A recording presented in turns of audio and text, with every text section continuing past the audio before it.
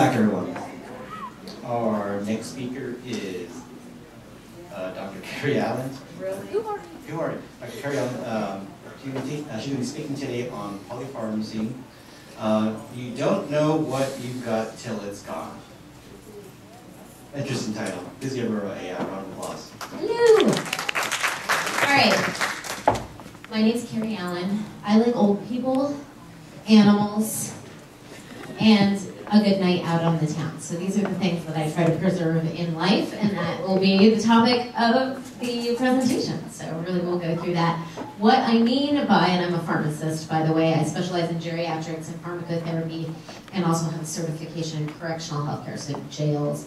And what that all sort of means together is, I like it when there's people stuck in one place for a very long time, so I can figure out what's going on with them, really. So that's what that has to do with anything.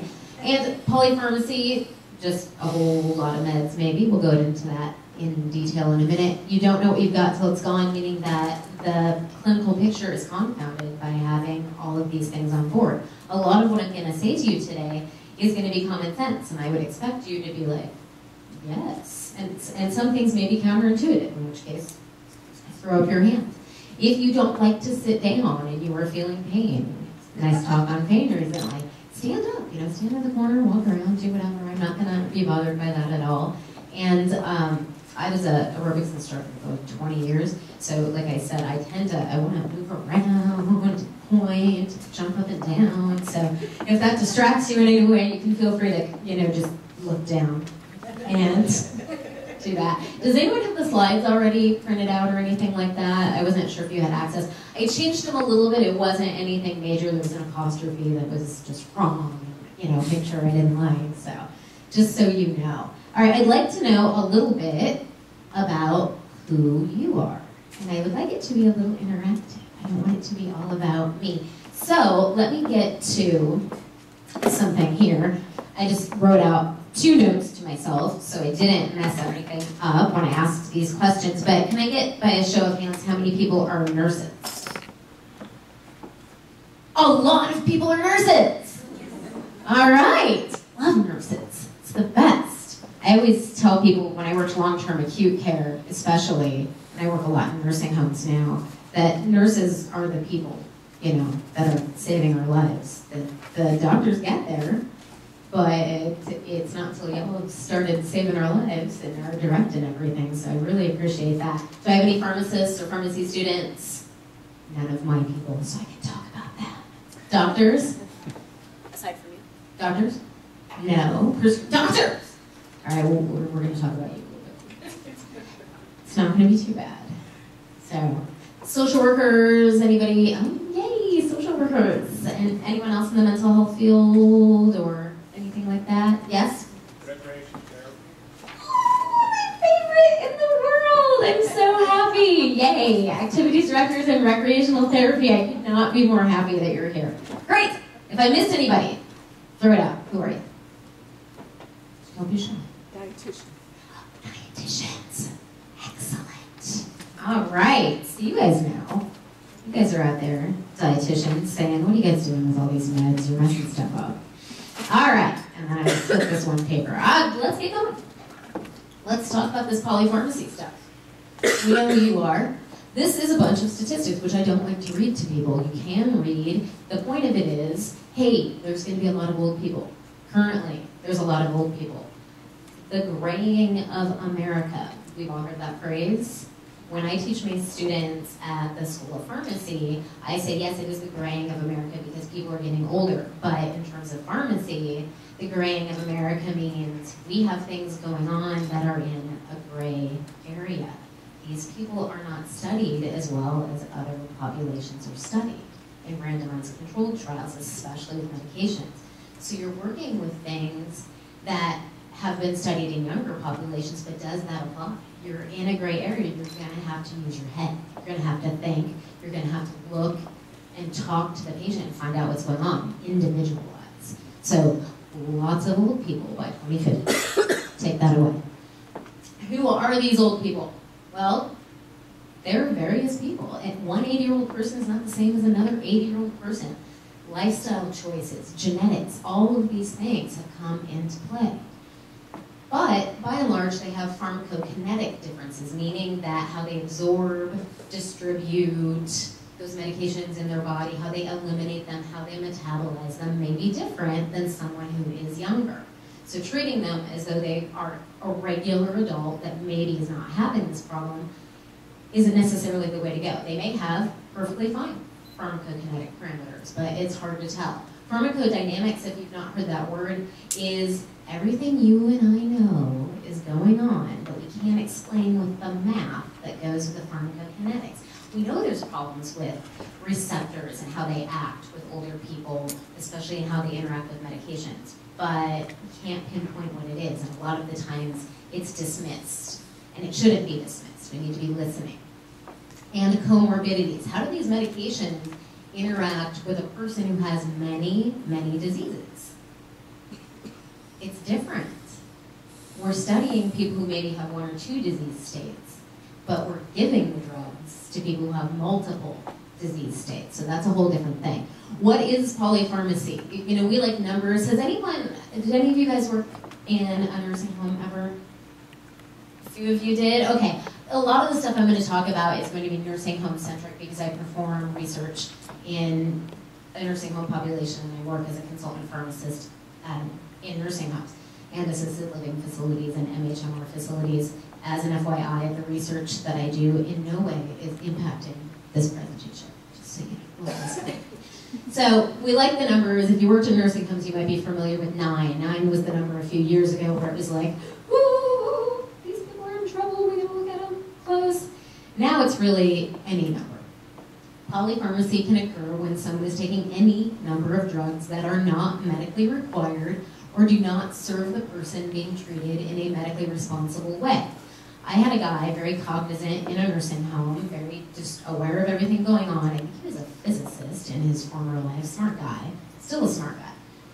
And I'm talking to him because I notice he's taking a lot of regular medications, prescriptions. He's also taking 26 different doses, not different medications, but doses of supplements that he's purchasing from a doctor during the day.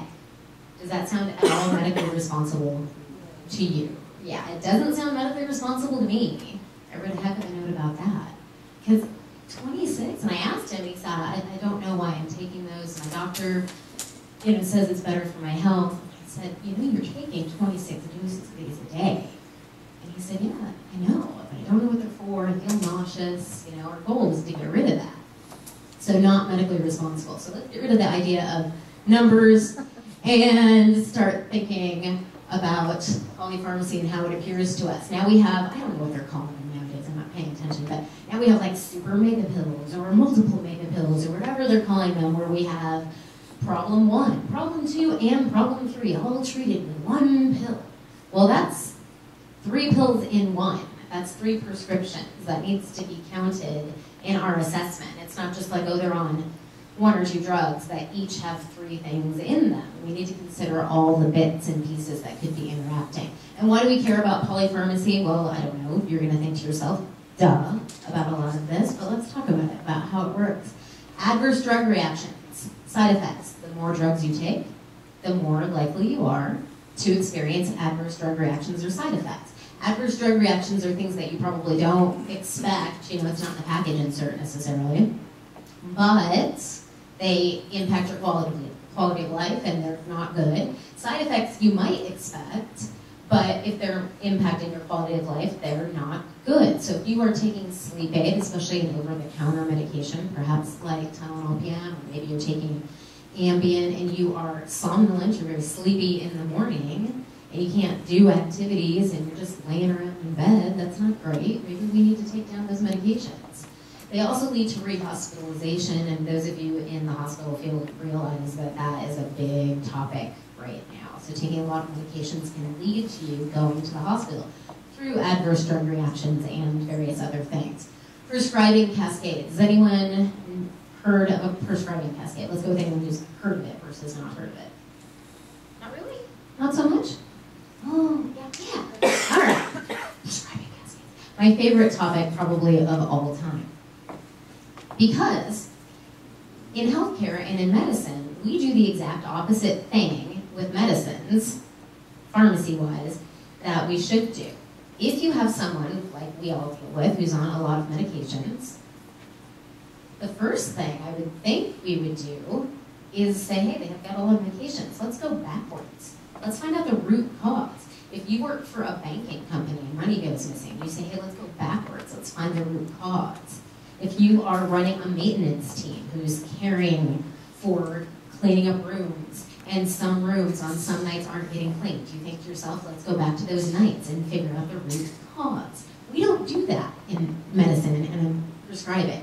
What we do is we say there's a symptom, let's go ahead and fix that with a medication. Well, 3 months later, there might be another side effect or a symptom, and in elderly people, the timeline is very different than it is in younger people because of those pharmacokinetic and those pharmacodynamic differences, right? So we might not be able to correlate the timeline in a way that we'd like to, so we add more and more medications. Common example is you give Reglan, which is sort of a prokinetic agent. It has some antipsychotic properties, and it can cause movement disorders. So 3 months later, and they did studies about this, 3 months later, now they're on a medication for Parkinson's disease. Well, the reason they were shaking was likely the Reglan, the metoclopramide. It was a side effect, but now we're giving them more medications. One of the ones I see really frequently in nursing homes right now that I think is astounding is we're giving people high doses or various different medications to help them sleep at night. And nursing homes are loud at night. I go in at night, they're loud, I wouldn't be able to sleep. You know, I need earplugs and those kind of things. Or maybe, you know, in the community, they're sleeping with someone who has sleep apnea and is loud, you know? So sleeping pills maybe not always the answer. But then they're, you know, really tired the next day. Well, what are we doing to fix that in the nursing home?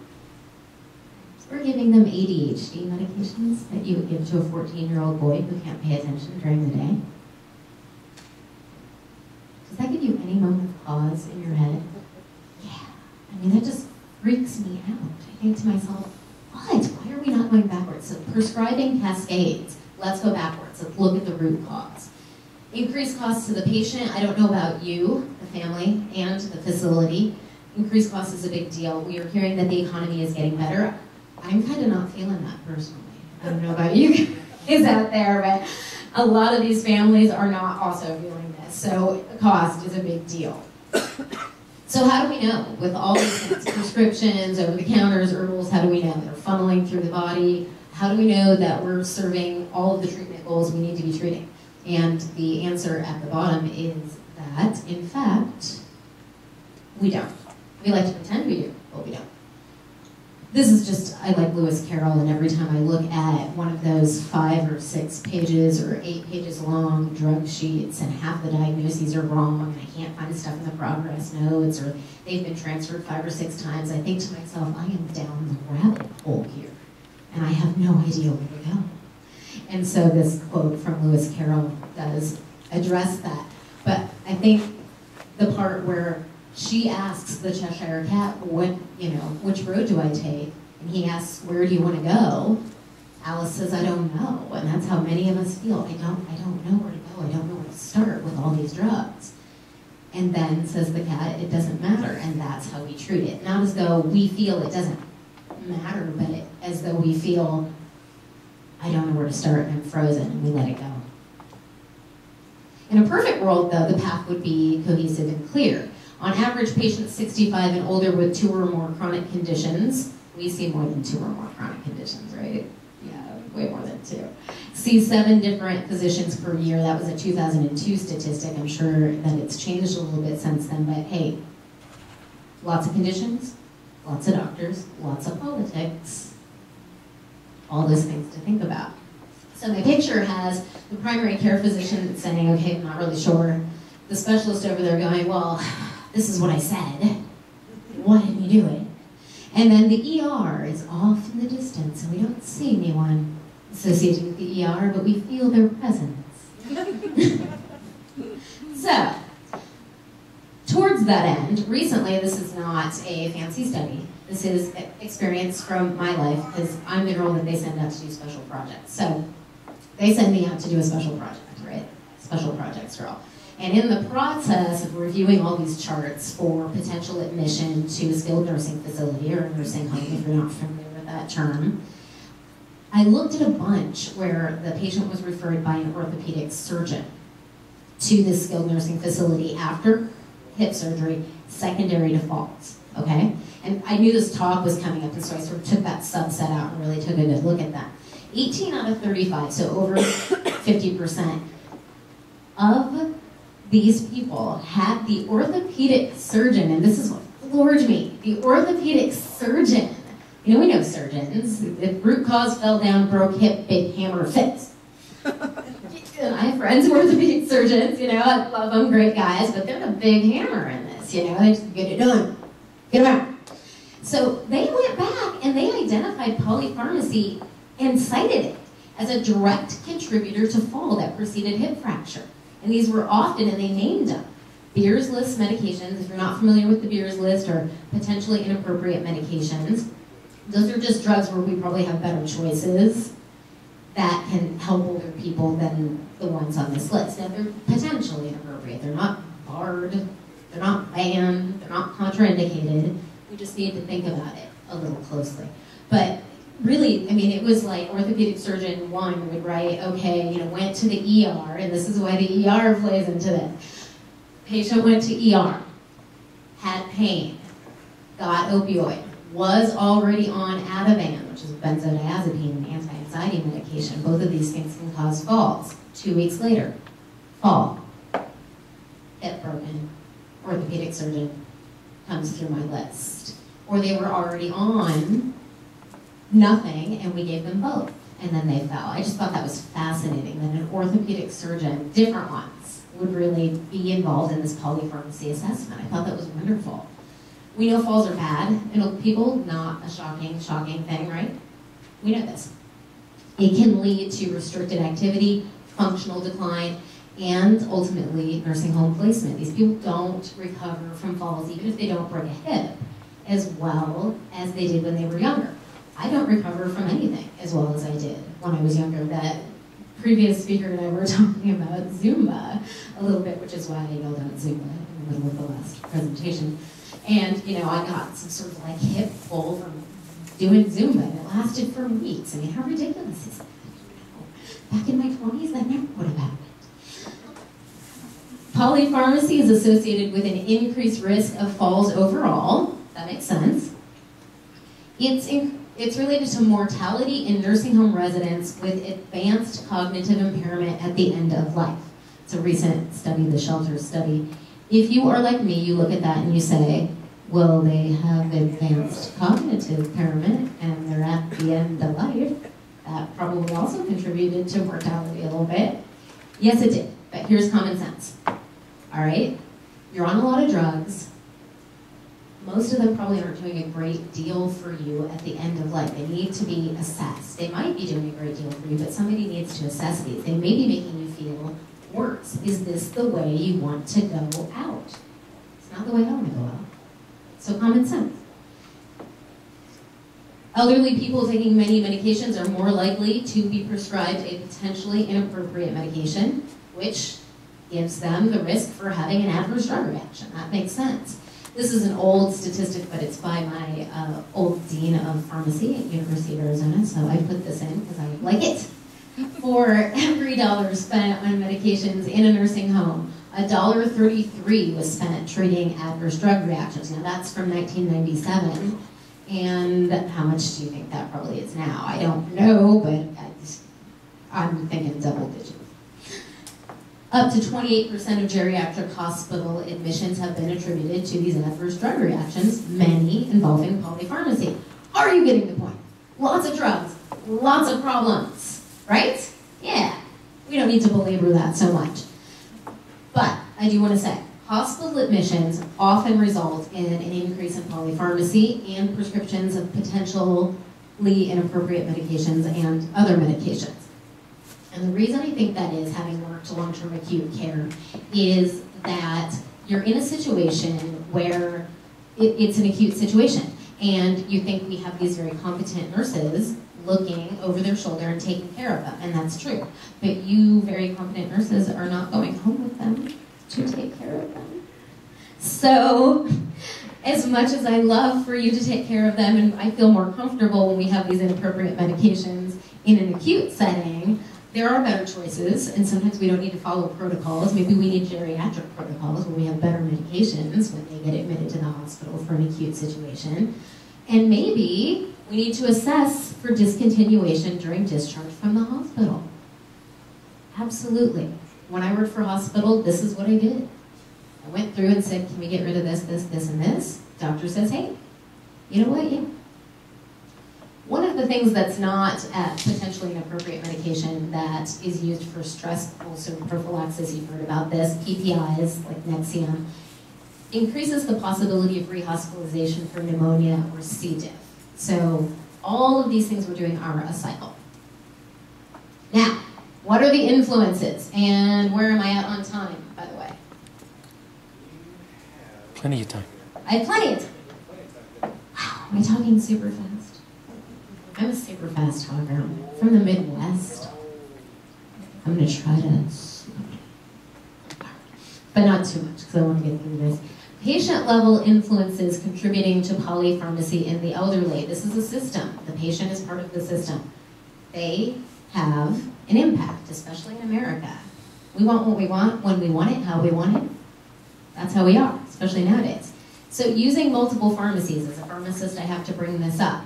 If you use multiple pharmacies, and you don't have to, if you could get all of your medications from one pharmacy, that would be best, because then you have the computer combined with the technician, combined with the pharmacist, all working together, looking at your OTCs and your prescriptions and saying, this isn't right, let's work on this. If you use multiple pharmacies, that doesn't always happen. Insurance catches some of it, but not all of it. Then you end up having a large quantity of medications on hand, and I got this guy just sitting on top of a pile of medications, because people hoard their medications.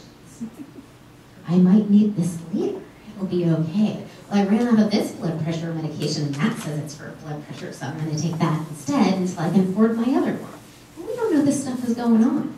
So we got to educate them. In general, older age, lower educational level, and female gender can lead to polypharmacy. We can talk about that if you have questions afterwards. And hospitalizations. What does that have to do with the patient? That seems odd. Well, we've got people, and I've got a doctor like this, love the doctor, can't get in to see him for 4 or 5 months at a time, so when something gets progressively worse, or I get a UTI, I end up at urgent care. Some of them just wait, you know, these people who are poor and they don't have health care, they wait and they go to the hospital when they absolutely need it, and they take a taxi to get there, and then they leave. So the fact that they don't have a cohesive health care plan, or that they can't get to the doctor they need to see, is a problem, and that leads to hospitalizations, which leads to more medications, which leads to all these problems and these adverse drug reactions. So you can see how it goes. Adding on to the patient, we have the caregiver, the healthcare provider, and the facility. So a little bit about nursing homes really here, and thinking also about hospitals. These are influences that contribute to polypharmacy from those aspects. If anyone caring for a patient, or the patient themselves, doesn't understand the disease state or the medication side effects, that again can lead to polypharmacy, because we start adding stuff on. It starts to be a problem. If they are not asking questions, the caregiver, the nurse sometimes doesn't understand what the drug is for. You know what, nurses? Nurse Practice Act, you're supposed to know what those drugs are for. You're supposed to know what the side effects are for.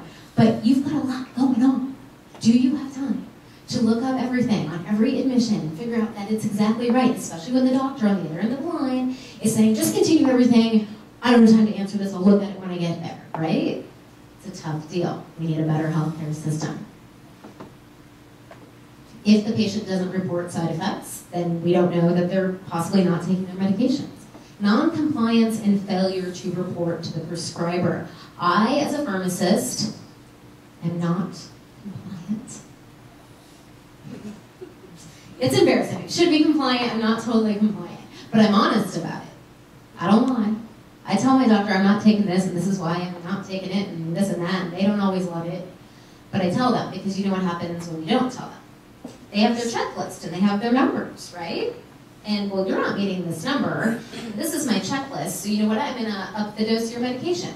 Or I'm gonna add this medication. Or I'm gonna add 2 medications. And then, hey, polypharmacy all over again just because I wasn't honest. You gotta be honest.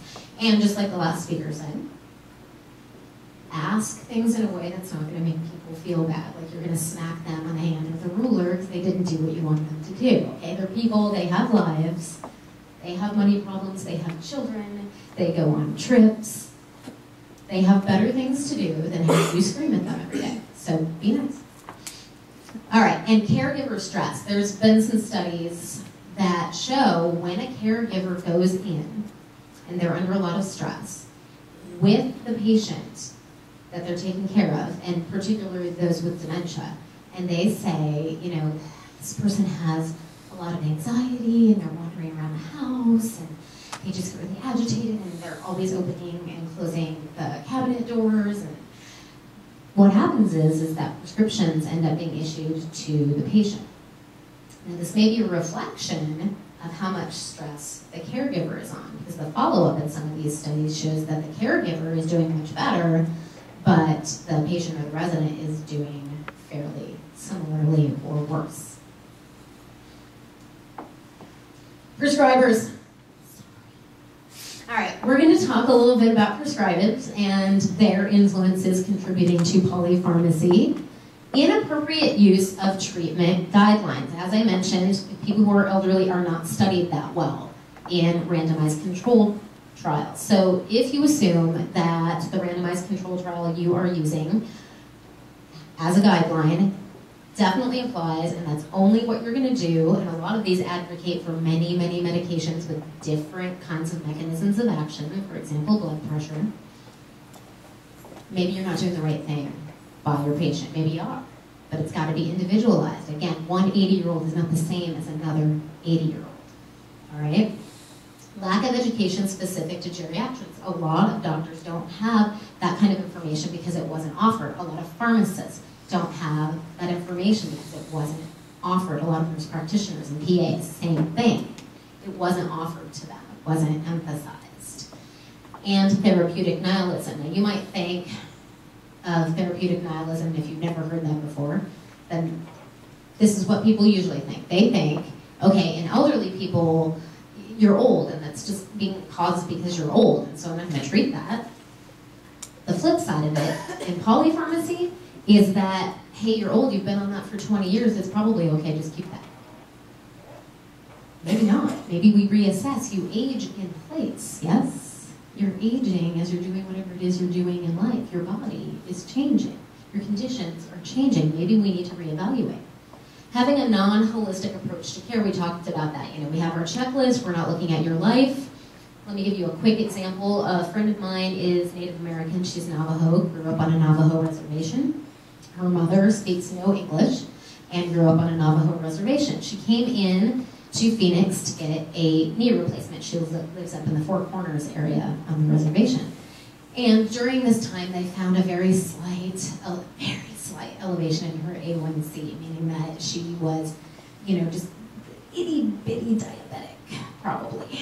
Well, you know, Native American, possibly diabetic, but, you know, very active woman. Works land in her 80s, follows animals, lives on this ranch pretty much by herself, all right? They aggressively treated her, for this diabetes, which was fine when she was living with her daughter, who's a physical therapist and can move and transfer her and help her when she's having limited mobility. But I said, you know, to my friend, I'm worried. You sent your mom off to this land where she's going to start eating the way she usually eats. She's going to start working the land the way she usually works. She now has limited mobility because the knee replacement didn't go as well as it should have. And she could very well have a hypoglycemic episode, fall down in the middle of this ranch, and nobody's going to find her. She's going to need help. So do we need to aggressively treat her? Now, I don't speak Navajo, and she doesn't speak English, but her mom and I, as my friend were translating, her mom and I were like, yeah, we need to take this down. And my friend was like, no, I'm really worried that she's going to, you know, have to have her foot cut off or this or that. It's something we consider, but you have to have a holistic approach. not reassessing or reconciling medications at regular intervals. If you are a prescriber and you prescribe medications, it is incumbent upon you, please, to look at every medication and the indication for it, decide if it's okay, decide if it's at the right dose every time you see a patient. Does that take time? Yes. Do you need help with it? Probably. Can we find you help for that?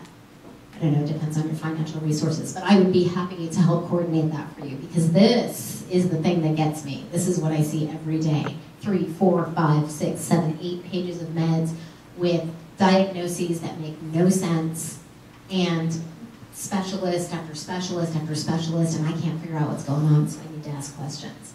And these people don't feel good.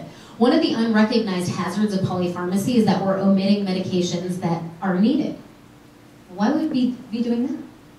Because you can't see the forest for the trees. You're looking at 8 pages of medications. You've got a limited amount of time to do stuff. You've got a lot of people to see, and guess what? There's medication-related problems, or just physical problems, or medication properties that are masking other issues, and we're not treating them. I recently had a guy being treated for pain, chronic pain, but he also had Parkinson's disease. He wasn't being treated at all for Parkinson's disease. As we know, this can cause pain. So when I brought it up to the nurse, and I brought it up to the nurse practitioner, they all said, oh, he's being treated. He wasn't being treated. It just kind of got left off, and we couldn't see it because he was on heaven knows how many medications. So I want us to treat the patient. I crossed out patient and made it person. These are people, okay?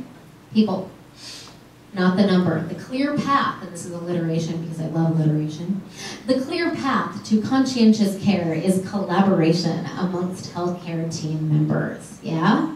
And I'm talking about down low to up high. Superintendents down to people who are cleaning the rooms. Everyone. Conscientious care, collaboration amongst healthcare team members so that we're not causing prescribing cascades and we're not letting polypharmacy go on. De-prescribing, if you've not heard that word, it's like the new fancy word we're saying. It's the process of tapering, stopping, discontinuing, withdrawing drugs with the goal of managing polypharmacy and improving outcomes. How many people do you know, or how many situations have you seen where someone is on a ton of medications, they have a lot of chronic diseases, and then they go to hospice, and we take off a lot of their medications, and they do great. Yep. Right?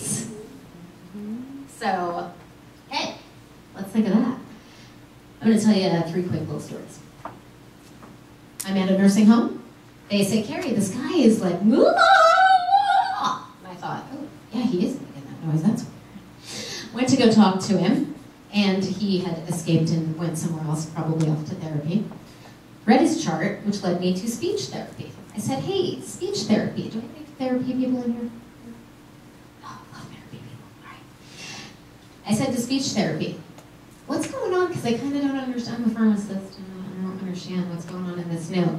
And they said, oh, you know, he has trouble swallowing all of a sudden. So when they have those problems, they have them sing scales and other things to help strengthen the vocal cords, and this may help them swallow better.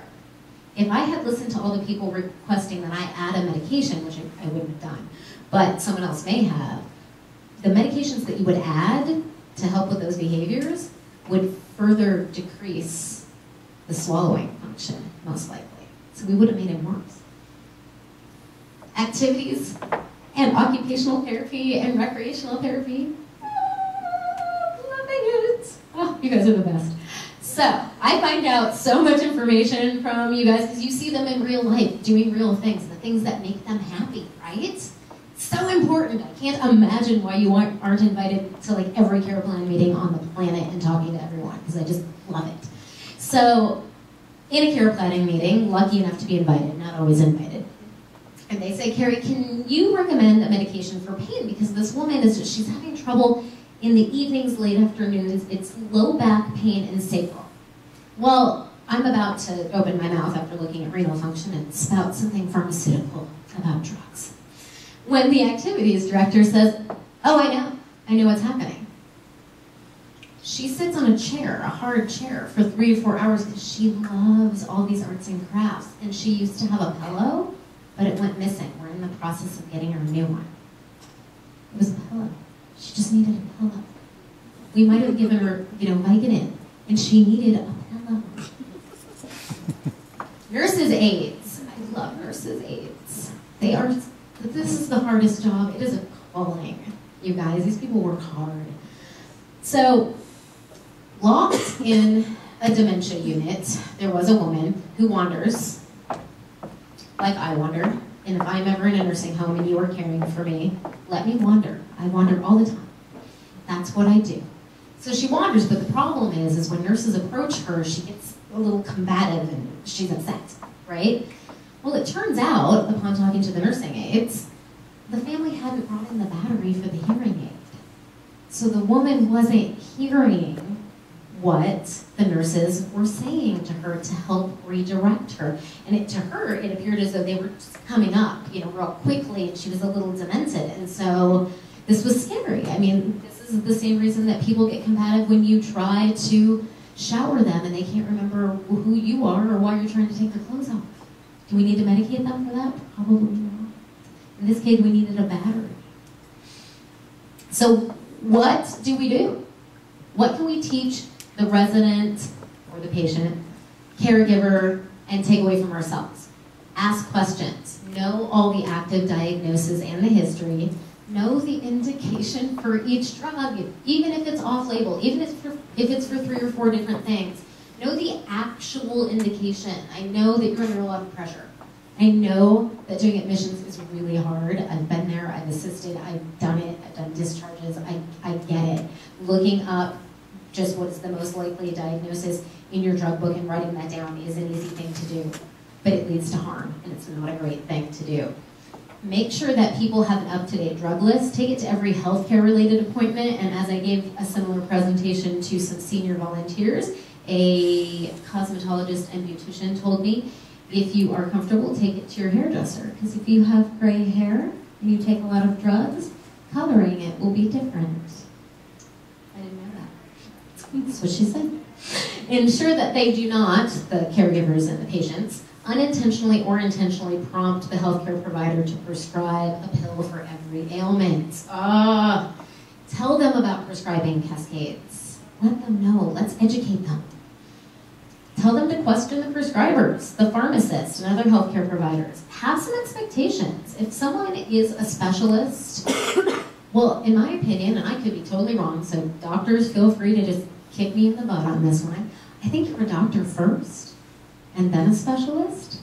So if you're going to choose to, when I come to you and say, I'm thinking I'm having all these problems, completely ignore everything outside of your specialty, or at least not give me a little advice on it, or give me advice that doesn't make any sense based on what I've just told you, because it's outside of your specialty, I'm not happy with that. I'm not happy with that. No one should be happy with that. So I want all of my healthcare providers to think critically. That includes pharmacists, that includes nurses, that includes everybody. And yeah, go to pharmacy. All right, so what's the global approach? We want the lowest effective dose, the lowest number of doses per day if possible. 26, we agreed, absurd. Number of medications, lowest effective number. Lowest duration, so antibiotics, especially eye antibiotics and steroids for some reason. I think it's because, I don't know about you guys, but in pharmacy school I didn't learn that much about eye stuff, so we tend to ignore stuff we didn't learn much about. But really you don't need to be on all of those all the time. Pain medications, maybe you need to be on them for a long time, maybe you don't. Maybe it was an acute event. Warfarin, blood thinner. People are afraid, they're so scared. Even if you're elderly, you don't necessarily need to be on warfarin. There's really great guidelines to that effect, even in the elderly. So you might not need to be on it forever. You might need to be on it forever, but let's take a look at it. What do we need to do? There's some rights and some wrongs. We want the right drug for the right condition at the right dose. That makes sense. The right dose is that we optimize the dose before adding other medications. If you are in the field of psychiatry, you have a tendency sometimes to use a bunch of different medications with mechanisms of actions to treat psychiatric issues without getting to a higher dose, because the higher doses are known to cause specific side effects. So there's this sort of what I call sprinkling effect in psychiatry, and it may be appropriate and it may not. However, I really advocate optimizing a dose before adding on other medications. Try to get to a good dose. Start low, go slow, but still get to that dose. We don't want more drugs at the wrong dose, right? We want less drugs at the right dose. That just makes sense. Some wrongs. If there's no benefit or reason for the drug, plan how to discontinue it. And I say plan because some medications need to be tapered, right? Benzodiazepines, if you're not familiar with what those are, that's like your Ativan, your Xanax, those kind of things. Some blood pressure medications need to be tapered. Some of the antidepressants need to be tapered. So you make a plan to get rid of these. You don't just take them all off. If the drug is not the safest medication for the person, see if there's a safer drug. And treat the person, not the number. All right, this part's really important. Don't dismiss time or interaction. So avoid this mindset. If a resident has been on a drug, or patient, or client, however you call them, it's okay to maintain it during transitions in care or indefinitely. I was recently involved in a pilot project where the pharmacist, rather than the nurse at the skilled nursing facility, did the med reconciliation, allowing the nurse to do what nurses should do, which is assess and take care of the patient. And we loved it because we were pharmacists and we got to get in on it and talk to the doctors. One of the things that just floored me, and I didn't expect, that came out of this, was sliding scale insulin. We were able to get almost 100% of that DC'd before they got into the nursing home. And the reason why I think, I don't have a formal reason for this, but I think is because it never got used at the nursing home. And we know it's not a great idea to chase people's blood sugars. And we know it's often part of a protocol at a hospital. So the doctor was very comfortable DCing it. And we followed those people, and they had their diabetes managed quite well without the use of sliding scale insulin, as we know can happen. But just getting it DC'd right then and there, the timing of it, amazing. And we don't continue things indefinitely, likely. We need to reassess at specific time intervals on certain medications. So maybe if someone's been on a drug to help them with their osteoporosis, after 5 years or so, we take a look at that. If someone's been on a sleep medication for a long period of time, we need to kind of take some breaks. Explain to them, and I'm someone who has chronic insomnia, so I will fight you on this. But I do it to myself, because it's important. You take a little break from it, because you don't want to keep escalating the doses. Interactions. We see ACE inhibitors and potassium together all the time. An ACE inhibitor is a medication that lowers blood pressure, works through the kidneys, but can increase your potassium. But some of these people have CHF and third spacing, and the fluid's going everywhere, so they might need potassium supplements. Because we don't see an interaction actually happening where potassium increases in everyone, we tend to just ignore it. It's one of those, you see it all the time, you ignore it situations. Try not to do that. Multiple anti-diabetic medications with poor results. Okay, probably don't need that. Opioids and benzodiazepines. We know people fall down. Not great. Why don't we have this approach? Well, some people haven't had an opportunity to learn about it. Some people don't take the time to do it. Some people don't have the resources. Like I mentioned, there's ego and politics and super specialists, and nobody wants to touch what the other person prescribed. And well, if I ask them about this, then are they going to refer people to my practice? I mean, that's the reality of it. But we need to work as a team. Many are thwarted by patient expectations. I call this the Americanization of healthcare. On a plane recently back from the American Diabetes Association a couple weeks ago, a woman asked me, what's the best supplement or pill anyone can take to help boost their immune system and keep them healthy overall? And I said, there is no such thing. And she said, well, what do we do? And I said, stop being so American. There's not a pill for everything. Some lifestyle choices, these things. There's a general lack of good data, we know. Older people aren't studied that well. Here's a quick example of some conflicting guidelines having to do with blood pressure. So when to start treatment for high blood pressure in people who are 60 or older or 80 or older. And there was a whole bunch of controversy about this, the JNC8 versus the ASH-ish guidelines. When do we start? What happens? Well, recently, I watched a TED Talk. Do you guys watch TED Talks ever? Some of them? Yeah, I love TED Talks. And this is where I wanted to make sure I didn't misquote. Ruth Chang, some philosopher, used to be a lawyer. She talks about easy versus hard choices. Well, an easy choice, obviously, is where one thing is much better than the other thing. A hard choice, these are the kind we get in healthcare, right? One is a little better this way, one's a little better that way. And she was talking about lifestyle choices, but I really think this applies to situations like this, where you have conflicting guidelines. I think, and this is just my personal opinion, if you are a prescriber, you might take different approaches. Some people say, this is the one I stick with, this is the one I go with. That's what I do. You guys just see me smack myself in the mouth. All right. Now, some people will look at this and say, well, it's very well established, and I'm going with this. I say, you are a doctor. You are highly trained. You have individual people. One 80-year-old is not the same as another 80-year-old. So why don't you look at both of them and use them as needed for each patient that comes up, individuals. That's what I say. Now there's more consistency with the A1C goals. We're saying with the elderly, let's liberalize. You've got these American Diabetes Association, American Medical Directors Association, American Geriatric Society really supporting that. This list we're going to go through in great detail. I'm so kidding you, we're not going to go through this in great detail. Did you all just have a moment of panic? Like, she has no idea, we're almost done, why? No, I'm not going to go through this in great detail. What I am going to say to you though is, this is probably about a third of what I typically see when I go in and open up a chart. And this is my brain process. I immediately think, I want that gone, that lowered. I hate this, it's a lightning bolt, something bad might happen. This dose is weird, I don't care if it was by a urologist, maybe he forgot to increase it.